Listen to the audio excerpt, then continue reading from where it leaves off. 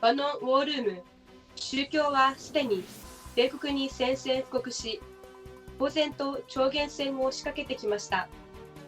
米国で中国共産党に対処するための統一勢力を形成することができないのは第5列のもの、つまりスパイがいるからです。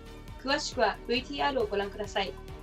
I want you to comment the scale of this war, the scale of this conflict, the urgency, because they've already declared it on us, and unrestricted warfare around the tables, and the uniqueness that we have a fifth column here that we have to address, that everybody's not pulling the same way.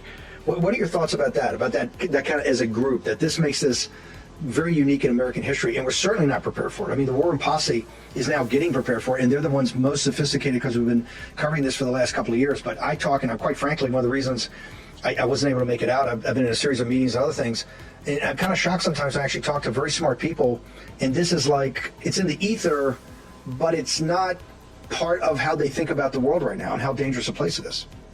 Well, that's a great point, Steve. I mean, when you talk about the fifth column, part of the fifth column are people who actually think the future is communist China. I know really smart people who think, well, look, we know China is a problem, but ultimately they're the ones who have 1.4 billion people.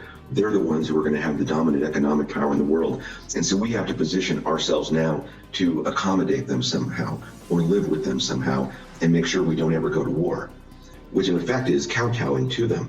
You look at our oligarchs on Wall Street, that's what they believe. They believe that China is one, and now we have to transfer the wealth of the United States somehow over time to communist China.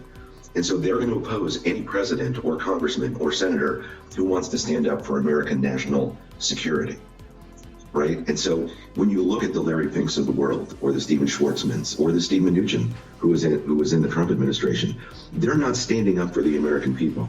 They're standing up for a globalist concept where the United States is one of many nations, and in very important respect, a secondary part of that nation.